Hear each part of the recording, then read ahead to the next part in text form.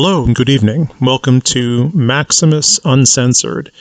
This is episode 5. Thank you for joining me tonight. I'm your host, Max.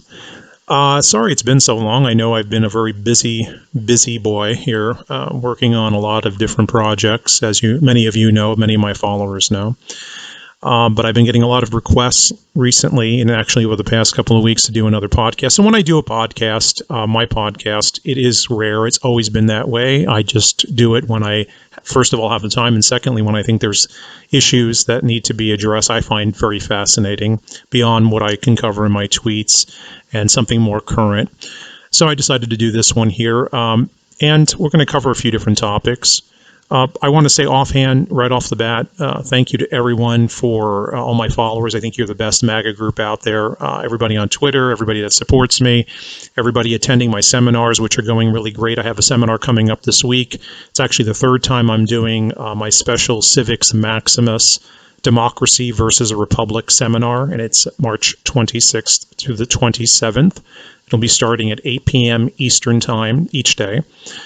And it's going to be really great. So if you're interested in attending that, do reach out to me, either email me or tweet at me or DM me, Maximus _ the number 4 EVR. That's on Twitter, or at Maximus _ legacy. Also, you can reach me at Parler at Maximus, the number 4 EVR. And I am on Gab too. It's at Maximus _ the number 4 EVR, the same as my Twitter handle. But without further ado, let me jump right into it. Some stuff that a lot of my followers have been concerned about, and I understand everybody's been a little kind of like their emotions are going back and forth. We're a little more than 2 months into this his fraudulency, this crazy presidency. I'm not going to he's not my president, but what have you. Nevertheless, we're into this insanity, and the Democrats are all over the place, and people had some questions. Let's talk about H.R. 1. First of all, I don't think it's going to pass. I think that H.R. 1 is really let me back up a half a step here. When Biden ran, he didn't really have an agenda, right? Usually candidates for president have an agenda. They have something more than just a catchphrase, but they enunciate exactly what they're going to do. You can even see with Trump, it was very clear he was going to build a wall, secure the border. He wanted to do tax cuts. He wanted to end the endless wars. Pretty much everything that he fought to accomplish in his first term, his 4 years. When it comes to Biden, he was just running as the anti-Trump. Right. So there really is no agenda. I don't remember him ever really running on anything saying specifically, here's his economic plan. You remember Mitt Romney had the 36 steps, his economic plan. It was some insane amount of steps. You usually have nominees of major parties have some plan they put out there. Obama had his Hope and Change dialogue, which was to fundamentally transform America through a bunch of social welfare programs. And cap and tax was one of them. It never passed. And also, of course, Obamacare, he rammed it through down everyone's throat. But there was some more substance to it.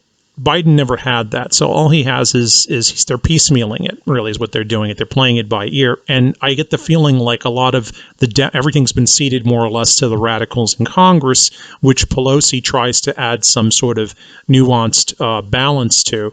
But the reality is that it's kind of just a piecemeal of a lot of radical proposals that he sort of half-heartedly signed on to at the last minute. And I get the feeling like they just throw darts in the dark at a target, and they're just kind of like whoever, if they hit the bullseye, great, And H.R. 1, I feel, is one of those. I don't remember him really running on universal mail-in ballots and voting and all this other kind of nonsense. I mean, I don't know. Maybe I was not paying attention, but I didn't see that as a major issue at the debates or a talking point on the campaign. I think that it's a product of COVID-19, the pandemic that keeps on giving, right?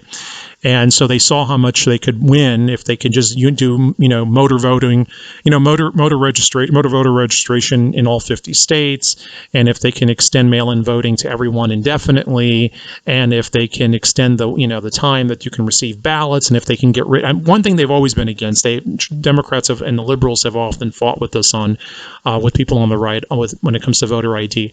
But beyond that, I've never really. This is all post-COVID, right?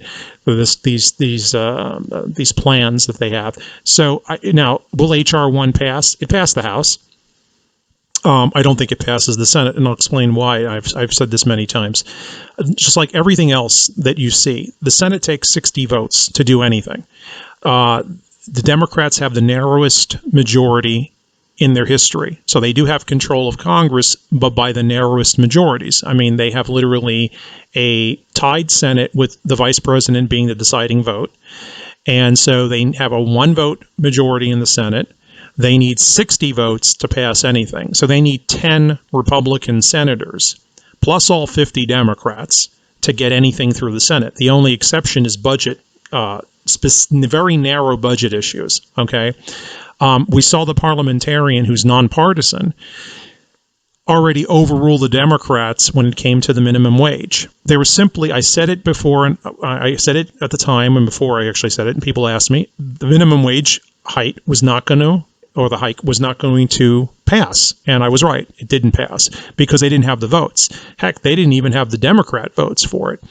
Kristen Sinema and Joe Manchin are kind of like not really on board for the minimum wage hike. And Sinema was actually voted against it. So you can't do it. So what are they going to do? Okay, they couldn't get it. So what do? They just abandoned it. It's dead. It's not coming back. Now, let's shoot up to HR1. What does this mean? The parliamentarian is never going to agree with the Democrats through budget reconciliation. What is budget reconciliation? Budget reconciliation bypasses the filibuster, which is what the 60-vote threshold is. So they bypass the filibuster if they can agree on some sort of, if they can agree it fits the criteria, whatever legislation it is, of budget reconciliation. But a voting changes to the voting laws in all 50 states does not fall under the budget. So it would not fit that. I mean, it just won't. You can't get it through the Senate like that, no matter how they want to play around with it. The parliamentarian will rule against it, which means that under Senate rules, it requires 60 votes to overcome the filibuster, which is cloture. So to invoke cloture, they need 60 votes, in other words, before they can move towards a final vote. So you just don't have that. Now, what can happen? Well, the vice president, as the president of the Senate, can override the parliamentarian. However, if you do that, that's called the nuclear option. You're eliminating the filibuster. You're changing Senate rules. And in order for her to do that, she has to actually change Senate rules. So you're eliminating the filibuster because under the rules that they have agreed to, the Senate, when a new Senate and a new House is sworn in on January 3rd of whatever year it is, the odd year, what ends up happening is their first order of business, usually, is to vote on their rules. They have to agree with their rules. Part of their rules was the filibuster. McConnell and Schumer had this debate at the beginning of January. They voted on keeping the filibuster. So the filibuster is there. There's been no changes to it. So if you want to change the filibuster, both parties agreed to whatever the rules would be, okay? If you want to change the filibuster, the vice president can unilaterally, we're back to the vice president could override the rules. But to do that, she would have to override the Senate rules, which means she has to change the Senate rules. So then now she can do it with the support of the caucus, the Democratic caucus. They need 51 votes to change it. She's the 51st vote, right? Okay, so they can change the Senate rules, all right? This will, first of all, peeve every single Republican there, all 50 of them, who signed on for the current rules. The Republicans, even the RINOs, have already signaled it'll be scorched earth, to use McConnell's own words. Let me explain this to you. If you don't believe that they're serious about that, I know some people think they lack the balls to do anything about it. Don't bet on that, because let me tell you something. You go back to the filibuster changes during the Obama years. People like Graham and McConnell even warned that if they changed the filibuster for federal judges, when Republicans got control of both the White House and the Senate, they would change the rules for the Supreme Court nominees and jam in every judge they wanted and change other rules. They warned them about that at the time. That was about 7 years ago. And guess what? That's exactly what happened. It's because you're stepping on the minority party's rights, and they don't like it. And, it's politics, yes. It's dirty politics, yes. But it would result in something in our favor. So if they change the filibuster, though, they need 51 votes, right? The only problem with that is they don't have 51 votes to even change the filibuster. They actually would need Manchin and Simina, both of them. Both of them have reaffirmed again and again and again that they do not support changing the filibuster. So in order to change the filibuster, to nuke it, to eliminate it for this type of legislation, which is what you need to do, what the vice president needs to do, and with the help, basically the advice and consent of the entire, the majority caucus, she would need, in other words, Schumer and the entire Democrat caucus. Well, you don't have the entire Democrat caucus for that. You don't have them on board for it. So you would actually need again. In other words, you would actually need Simina and Manchin, and they don't have those votes. And you say, well, Manchin, Joe swing on. He may, but Simina won't. She just flat out is a complete. She sees herself as the Democrat version of John McCain, a maverick from Arizona. She loves it. She really has no fear, and she has, except for the Republicans in Arizona that would want to replace her. So I really don't see her switching her vote. I mean, and then it doesn't. I mean, if they were to switch their vote, what does it do for them? It weakens their position. They have a lot of bargaining power, Manchin and Simina, by being these Democrat holdouts. But I mean, it is possible. It's just a highly impractical, and it's the only way they can get H.R. 1 through. There's really, like, the minimum wage, which was a lot more innocuous, right? The minimum wage hike going up to $15 an hour, I thought had a much better chance of getting through the Senate, and it was actually shot down by the parliamentarian, and the Democrats simply did not have the votes to pass it on its own. I think they only came up with 48 votes to pass a standalone minimum wage. I think there was 52 votes against it. So they simply don't have the votes for it. It's an issue of math.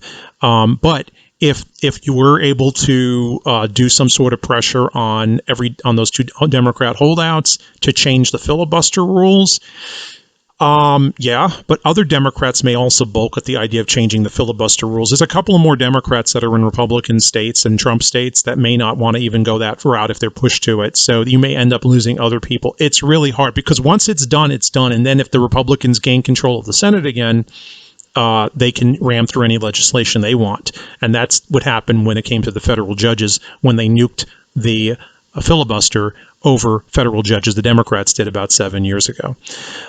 So that's that issue there with the filibuster. The same thing applies to the gun control attempt. This is a much higher threshold to reach. The gun control attempt, mass registration. You have dozens of. You actually have. Well, in the House you have dozens, but in the Senate you do have several Democrats, senators that, like Joe Manchin again, who are very pro-gun NRA. They're actually supported in the past. He was, anyways, when he was more conservative, but the NRA supported him at times. You have Republicans. You have even Kristen Semina coming from a very red NRA state in regards to gun rights. You really don't have the votes to pass that legislation. And again, for as far as invoking cloture, you need 60 votes. Cloture, again, is to end the filibuster through Senate rules. They simply don't have the votes for that. I don't see the gun control legislation going anywhere. I really don't. That's always been very hard to pass. Now, surprisingly, another issue, immigration amnesty, right? The Amnesty Act. Now, here in this case, you have Republicans drafting, like Rick Scott in Florida, not surprisingly, it is surprising and it's not, drafting amnesty, whenever they say immigration overhaul, they're talking about amnesty, right? This is an issue that I would have thought by now would have actually passed during some incarnation of the Democrats controlling the White House. And surprisingly, I don't really know if it's going to get through. The House, 30 Democrats have already signaled they're not going to vote for whatever Biden wants on this issue. They opposed Biden's amnesty plan. I don't know if anybody read that, but about 30 Democrats in the House simply don't support it. So you actually have a larger swath of Democrats in the House that don't support the amnesty plan than you do, or in opposition to the amnesty plan, than you do for gun control and for H.R. 1. And that's kind of surprising to me. But then it's not surprising. Immigration is an issue where a lot more Democrats than they want to let on the press don't support amnesty. They don't even support regular levels of immigration because, again, immigration is a blue-collar Democrat issue traditionally. I mean, it was blue-collar Democrats in the Northeast states, especially in the Rust Belt, that were always union workers that were always against immigration of any kind, going back to the 30s, even further back. You could go back to the 20s. You can go back to the late 19th century. This is specifically a blue-collar issue. Republicans, of course, in the late 19th century were business. They were big on business. Democrats were always more of a home to a party, if you would, to more blue-collar workers. And to local businesses, and you can actually trace that. It actually exploded in the 30s with the rise of FDR, where the party became a home to pretty much everybody was a Democrat back then. I think Franklin Delano Roosevelt won like 43 or 44 states in 1932. But you have this, you have the Democrat stronghold. Their old bread and butter, if you would, was the Rust Belt. We're talking blue collar Dems in Minnesota and in Wisconsin and in Michigan and in Pennsylvania, union workers, all the way out to the great state of West Virginia, where you have the coal mines and you have a lot of natural resources that are explored and mined. And that's a heavy Democrat state. There's a heavy Democrat rate. I mean, I don't know if many people, I've said this many times, whether you remember it or not, but Democrats traditionally outnumber Republicans in registrations going all the way back 80 years, largely because of states like West Virginia, where you just have these very large amounts of Democrats that actually end up voting Republican, a lot of them, and in the Deep South as well. But again, this area, I digress a bit, from West Virginia all the way out to Minnesota, you have a lot of unions, and I'm not talking about the deep liberal Democrat states of like New York and Massachusetts, but I'm talking about the more blue collar, sort of socially conservative or moderate Democrat states. Those are the voters that voted for Obama and then they voted for Trump. And I'm not talking about all of them, but enough of them did. Those are become a swing states now. It's not West Virginia, but Pennsylvania, Michigan, Wisconsin. I mean, who would have thought it? And even possibly we could get to Minnesota. These are swing states. Iowa and Ohio, which were your traditional swing states, have moved right. So they're out of the competitive zone. And in Iowa's case, you have a lot of Democrats there. It's traditionally a Democrat state as well. But the reason these states have been ripped out of the Democrat column, safe Democrat column, as they were just a few years ago, they were pretty safe for Obama and Kerry and Gore and Clinton. And the reason they're not safe for them, for the Democrats anymore, is because of Trump. I mean, because of Trumpism. And this is a topic that I've discussed in my last seminar, my conservative symposium. I mean, Trump.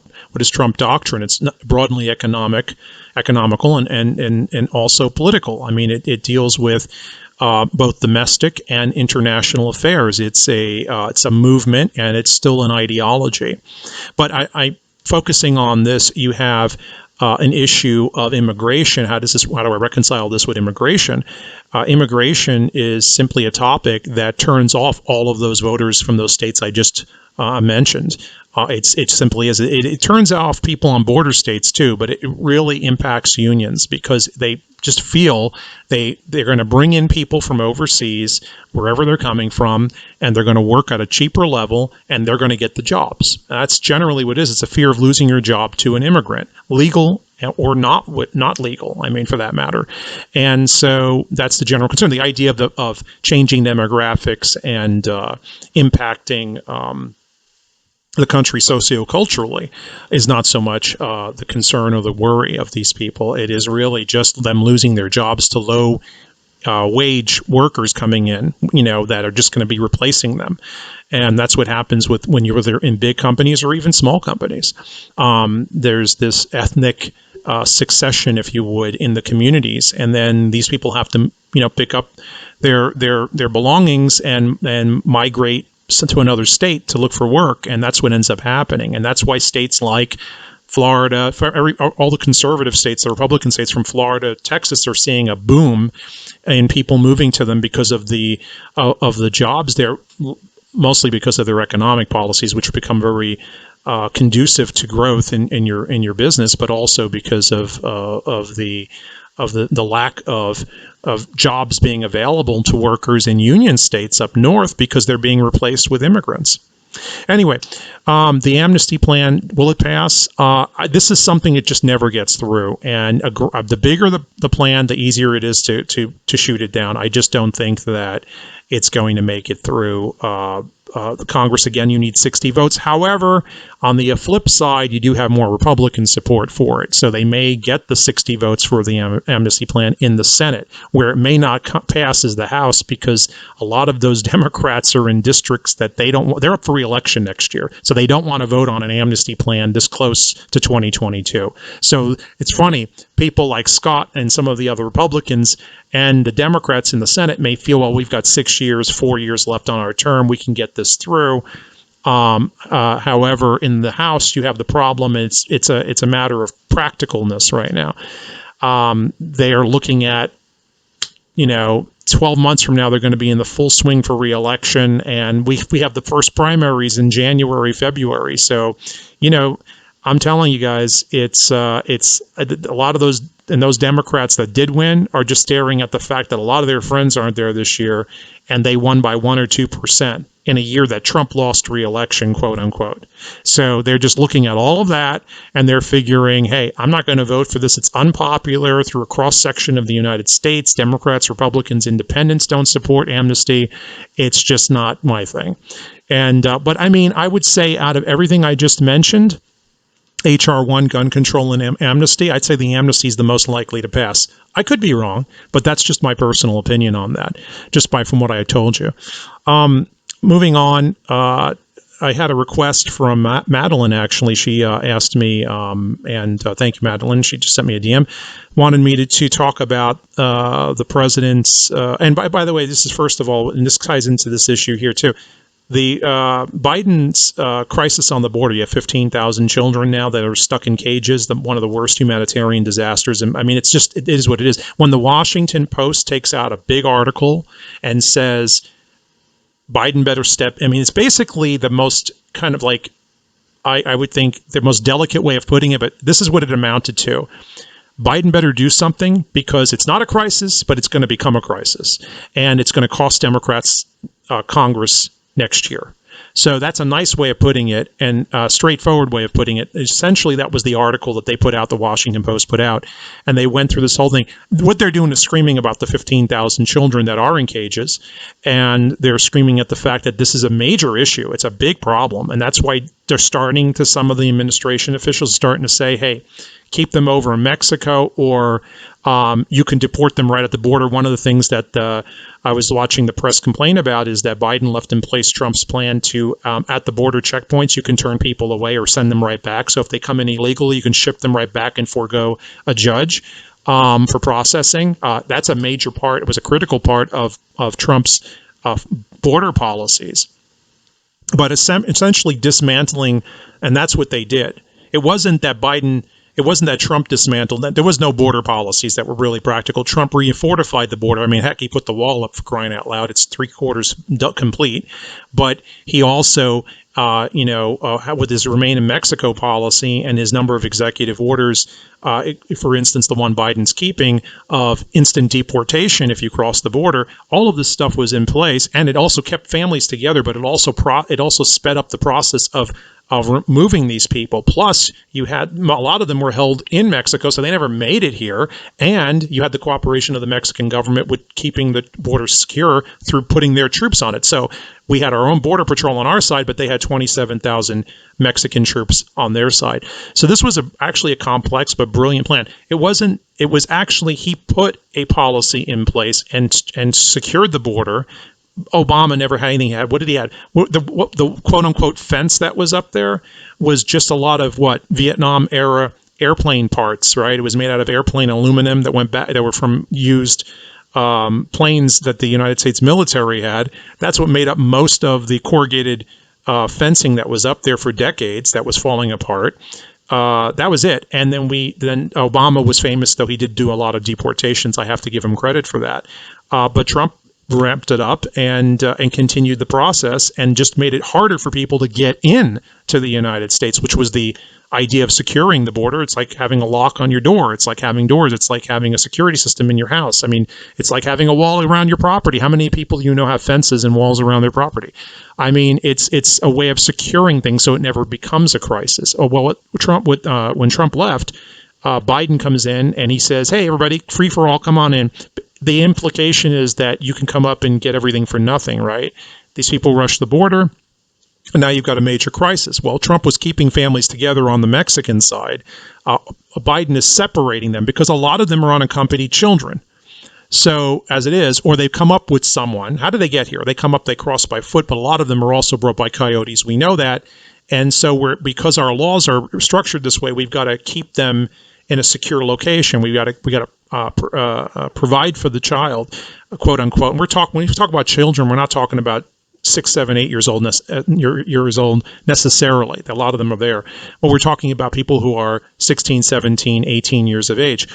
And so what happens, you have a crisis now because you have them all jammed and rammed into these small living quarters.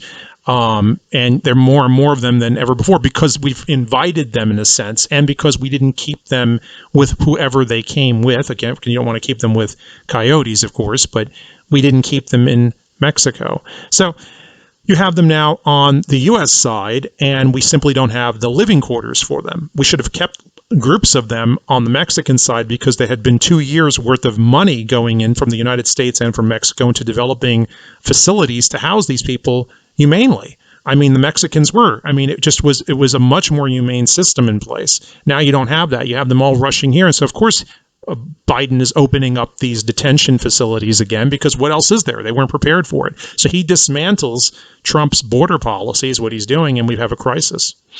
But Madeline asked me about how does this play into Trump 2.0, if you would, Trump 2024. We heard the president speak a couple of weeks ago, 2-3 weeks ago. I think the president is definitely going to run for re-election again. I'm about 90% certain he will. There's always the possibility he won't. I don't agree with Jason Miller. Mike Pence is never going to be the vice president again, so forget that. I don't know where these people come up with these stupid concepts and ideas, but I think that it's pretty clear the president will run again, and if he does, he'll pick somebody new. I think that's going to become very clear when he announces. He may be within a few months from announcing, but I don't think he will announce again until after, based on what things he said and just knowing how he waits until... You know, he waited several years to announce he was going to run for president. He was toying with the idea in 2011, and then he waited months. I think it was early 2012 when he said he wasn't. And then he finally did announce in 2015. But, I think it was June. I think he'll wait until the beginning of 2023, or maybe the very end of 2022. He may do it this year. He goes with his gut. And if he feels that the movement is there and big enough and it lacks his leadership and he can just get ahead of it, he will. I think, though, he'll announce sooner rather than later, only because he wants to make it clear to other Republicans to stay out of the field. The announcement pretty much ends the primary before it begins. The longer he waits, the more pressure, not that he has any pressure really that he can't withstand, but there is going to be this a lot of Republicans are going to be wondering, are you going to run or aren't you going to run? Because if you're not, I want to run. I think the first one that comes to mind is DeSantis, right? So it's not fair to him. If you're going to run, announce it. If you're not, announce it. But I don't think Trump really considers that fully, because the most important thing is Trump and the Trump movement. So, but I'm just, thinking out loud, kind of like, what do I think he's going to do? I really think he's just going to announce. I mean, I wouldn't be surprised if he announces in January of next year, but that'll interfere with the 2022 midterms, and he may want to just stay off the virtual ballot and wait until the votes come in and see how that falls. Because, you don't want to have Trump on the ballot for 2022 per se. You want to have Biden on the ballot for 2022. That's enough to historically to throw throw out the party in power. So let me just say briefly on that.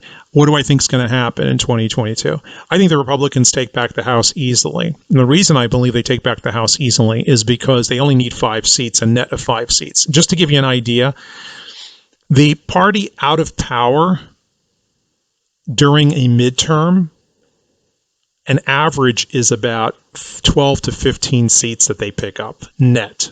So the Republicans are very easily going to pick up those a net 5 seats.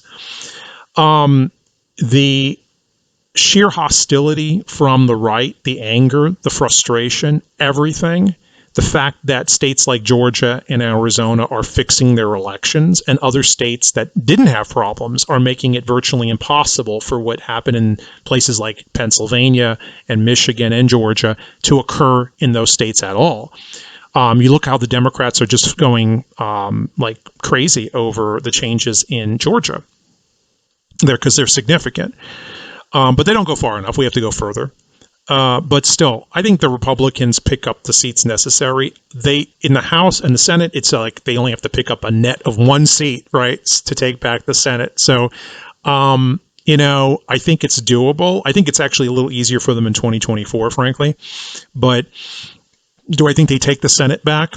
Yeah, it's a possibility. I think clearly there's going to be a concerted effort to flip back Kelly's seat in Arizona, Senator Kelly, and Warnock's in Georgia. I think those two are going to be targets for the Republicans. And in case you didn't know, those 2 seats are up for re-election again in 2022. They were only 2-year term because they were finishing the term of the previous senator. So I think that we'll see that happen, possibility that they may flip one of those 2. There are some other options for the GOP, but they're defending a lot of seats too. So, in my opinion, if I was a betting man, I would say, you know what, the Democrats will hold the Senate and lose the House. That's my gut on that. I really believe they're going to lose the House, and so that is something where it would not surprise me. And and the fact that you have Republicans targeting 40 or 50 seats in the House gives you an idea of how confident they are that they're going to take back the House, and not just take it back by a small number, actually rebuild their Tea Party era majority of 60 seats, or was it 4? Actually, they won 63 seats, I think, in 2010 when they had a majority of like 30 to 40 seats. So it's we'll see. We'll see how it goes, but I really believe that that's going to be it. And I think that that it's going to be clear after that. There's going to be no legislation going through. And as it stands right now, I see the Democrats making all these moves, but they simply don't have the votes. When you go back to 2008, when Obama won in 2009, he had a supermajority in the House. Well, he had a supermajority in the Senate, and he had a substantial majority in the House. I think Democrats had about a 30-seat majority in the House in 2009 and 2010. And in the Senate, they had a filibuster-proof Senate. It's the only time they had a filibuster-proof Senate in decades. So they had 60 to 40. Does anybody remember that? So that's why they were able to get Obamacare through, in part because, they used reconciliation, because then Scott Brown in Massachusetts won Ted Kennedy's seat in 2010, I think it was. And then they rammed through Obamacare because they had a 59-41 majority. And they had to go through budget reconciliation to get Obamacare through. I remember that. I don't know how many of you remember that. The fact is, though, that still they had the extra votes. This time they don't. They have razor thin majorities, and they can't make any error. In the Senate, there's no room for any error. None. They can't afford it. They lose 1 vote, anything is over. And you saw it with the minimum wage. They lost 2 votes. And with filibuster, they lose 2 votes automatically to eliminate the filibuster. And I believe the same thing with gun control. And possibly immigration, although I think in that case you have to worry about the RINOs. And that's why all of you need to make sure every day, like Dad says, you're going and you're making phone calls and sending emails anytime you see legislation in a respectful way. Let your voices be heard, because that's your right under the First Amendment to do what? To petition a redress of grievances. peaceably assemble, petition or redress of grievances. It's part of free speech, guys, and you have to keep doing it. And don't say it doesn't get anything done. Don't give up. Don't be negative. That's pointless. You guys, we did great. We did great. Everybody knows it. Look, Trump got at least 75 million votes, right? At least.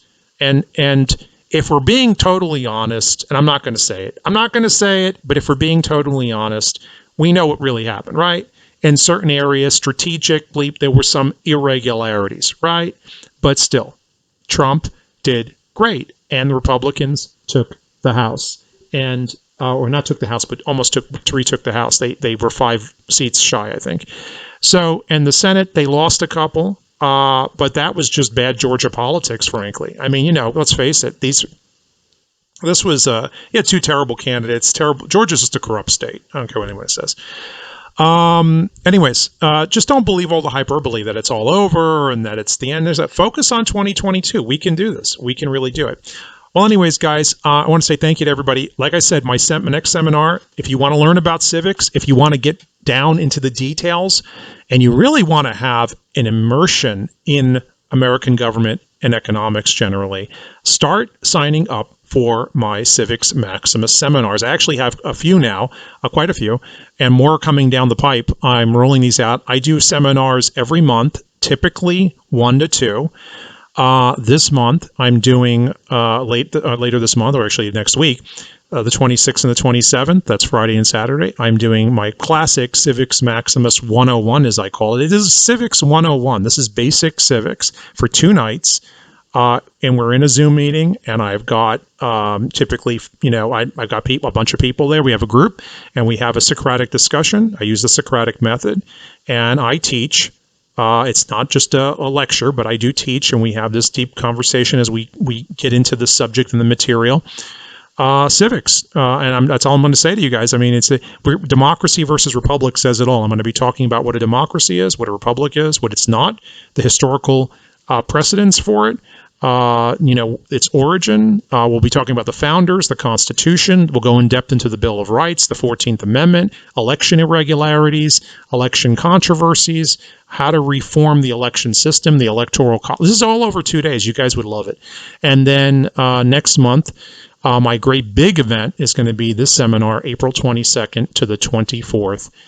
This is going to be Samurai versus Knight. This is the first historical history seminar that I've done, and this will be on Japanese samurai and medieval knights, the codes of Bushido and chivalry, and this will be another Socratic method 3-day seminar, in which case we'll be discussing and I'll be teaching through amazing graphs, pictures, music, videos, a major PowerPoint presentation in high definition that I will be conducting and delivering to the people that are attending. We've already had a lot of people sign up for that one. It's actually going to be an artistic feast, and if you enjoy, if you just enjoy medieval warfare, combat weapons.